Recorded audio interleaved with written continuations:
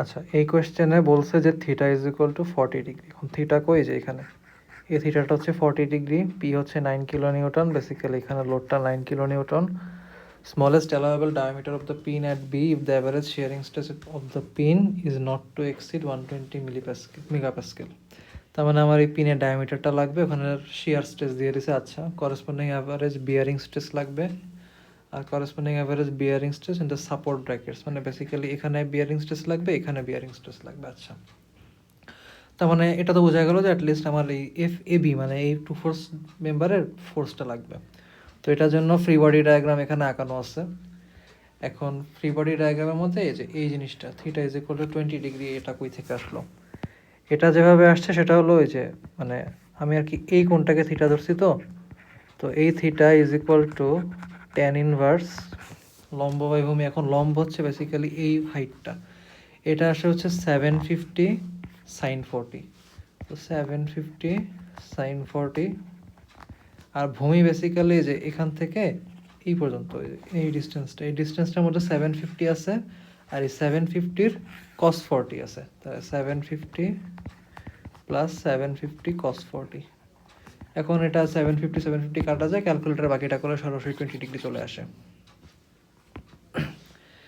এখন আসি হচ্ছে এখন মানে দুইটা ইকুয়েশন লেখা যায়, summation of F of x is equal to 0, তার মানে এই যে টি, তাহলে এ বরাবর আসবে হচ্ছে টি কস 20, আর এফ এ বি তাহলে এবার আবার আসবে হচ্ছে এফ এ বি কস 40। যদি এফ এ বির মান এখান থেকে পজিটিভ আসে তার মানে বুঝবো যে এটা টেনসাইল স্ট্রেংথে আছে, আর যদি দেখি যে না নেগেটিভ আসে তার মানে কম্প্রেসিভ। দেন এখানে summation of F of Y is equal to 0, তো এখানে আচ্ছা টি সাইন 20 নিচের দিকে, ঠিক আছে দিলাম নিচের দিকে T sine 20, F A B sine 40 এটাও নিচের দিকে, তাহলে এফ এ বি সাইন 40 এটাও নিচের দিকে, 9 কিলো নিউটন নিচের দিকে, তার মানে এখানে প্লাস 9 কিলো নিউটন, ওপর সে গেলে -9। তাহলে যেই সমীকরণ দুটো যদি সলভ করি, প্রথমে কি cos 20 cos 40, আচ্ছা এখানে 0 ছিল, এখানে হচ্ছে sin 20, এখানে sin 40, এখানে হচ্ছে -9, তাহলে আমার টি এর মান 20.16 কিলো নিউটন, আর এফ এ বি আসে হলো -24.73, তার মানে এটা কম্প্রেশন -24.73 কিলো নিউটন। এখন দেখা যাক এতে কি বলছে। এতে বলছে হলো এই যে smallest allowable diameter of the pin at B. আচ্ছা, আগে পিনের ফ্রি বডি ডায়াগ্রামটাকে, পিনকে আমি যদি এরকম একটা অ্যাঙ্গেল থেকে দেখি, বেসিক্যালি ফ্রন্ট ভিউ আর কি, তাহলে দেখবো যে পিন হচ্ছে এখানে একটা সিলিন্ডার, দেন এখানে দুইটা ব্র্যাকেট আছে, এই দুইটা ব্র্যাকেট আছে, আর এর মাঝখানে হচ্ছে এ বি কানেক্টেড। তো এবির থেকে যখন একটা কম্প্রেসিভ স্ট্রেংথ আসবে, কম্প্রেসিভ ফোর্স আসবে, তখন এই পিনটা ফেল করতে পারে হচ্ছে দুই জায়গায়। এইখানে এইখানে একটা কানেকশন এরিয়া আছে, এখানে একটা কানেকশন এরিয়া আছে, এই দুই জায়গায় ফেল করতে পারে। সো এখানে অ্যাকচুয়ালি একটা ডাবল শেয়ার। তাহলে এখানে আমার যে শেয়ারিং যে স্ট্রেসটা হবে সেটা হবে এই যে এফ এ বি -24.73, এটা কিলো নিউটনে আছে, এটাকে নিউটনে নিলাম, ডিভাইডেড বাই 2 ইন্টু এরিয়া। এখন এরিয়া হচ্ছে ডায়ামিটার যদি ডি হয় তাহলে পাই ডি স্কোয়ার ডিভাইডেড বাই 4, 4টা উপরে চলে যাবে। আর এই শেয়ারিং স্ট্রেসের অ্যাভারেজ মান দেওয়া হচ্ছে 120 মেগাপ্যাসকেল, তাহলে এখানে 120। এখান থেকে আমার ডি এর ভ্যালুটা দেখি কত আসে, 24.73 ইন্টু 10⁻³ ইন্টু 4/2 পাই ইন্টু 120, এটার রুট হবে হচ্ছে 11.45, তার মানে 11.5 মিলিমিটার। এই গেল। দেখি বিতে কি বলছে, corresponding average bearing stress in member A B at B.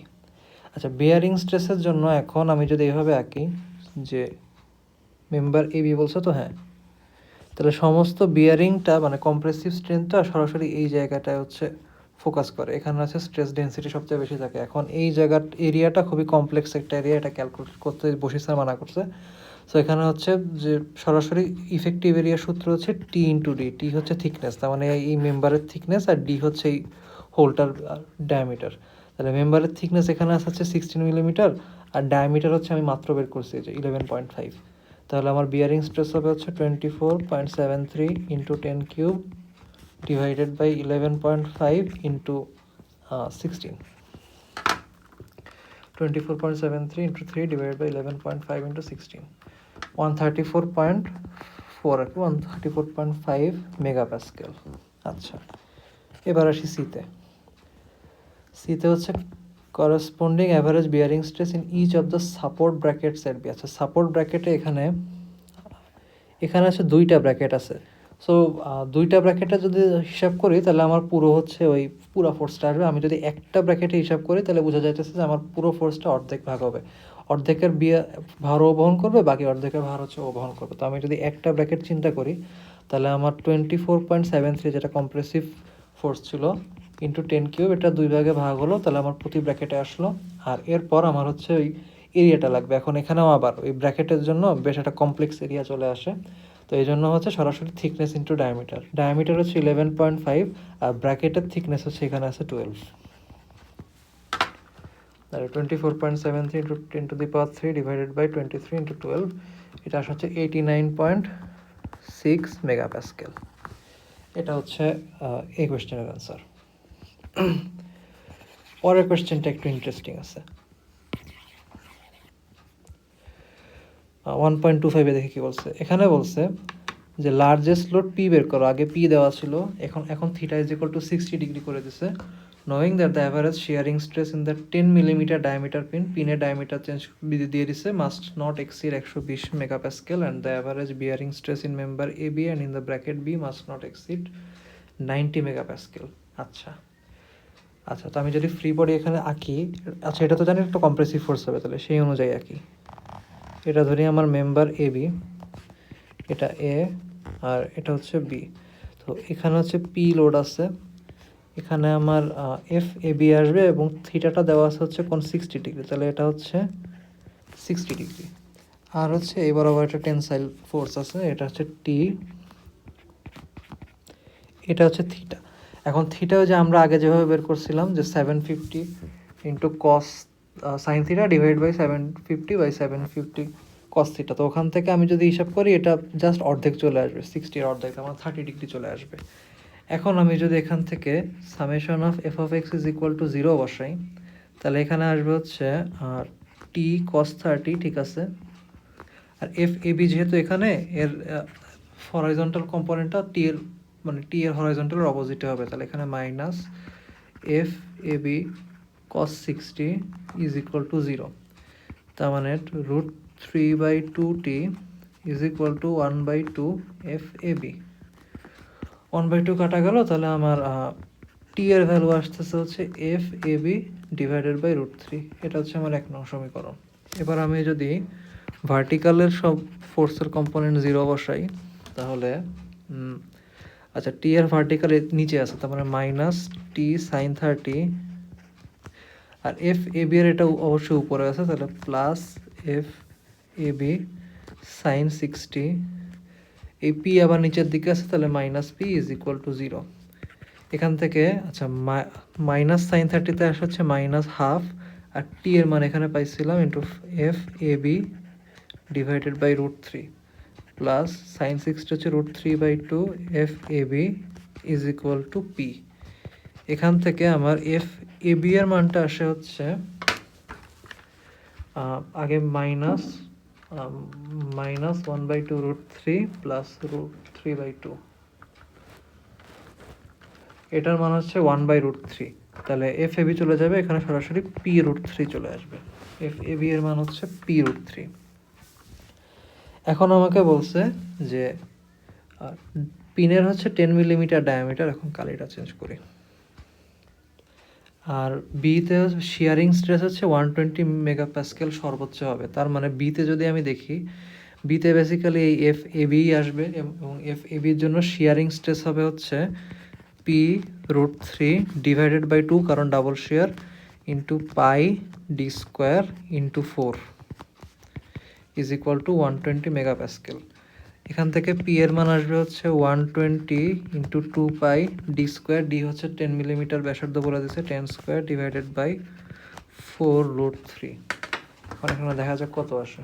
120 into 2 pi into 100 divided by 4√3, এটা হচ্ছে 10.88, 10.9 কিলো নিউটন।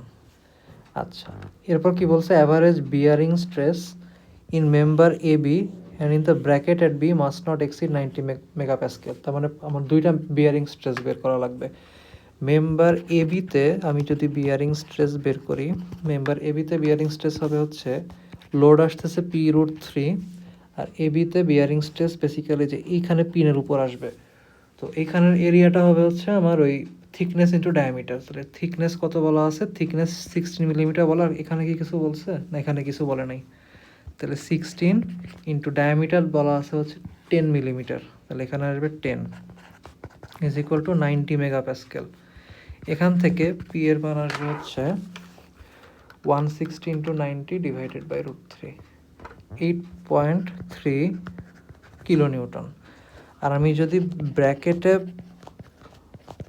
বিয়ারিং স্ট্রেসটা বের করি, এটা আসবে হচ্ছে P√3 ডিভাইডেড বাই দুইটা ব্র্যাকেটে ভাগ হচ্ছে, সো 2 ইন্টু ডায়ামিটার হচ্ছে 10, আর ব্র্যাকেটের যে উইডথগুলো দেওয়া আছে এগুলো হচ্ছে 12, তাহলে এখানে আসবে হচ্ছে 12 ইজ ইকুয়াল টু 90।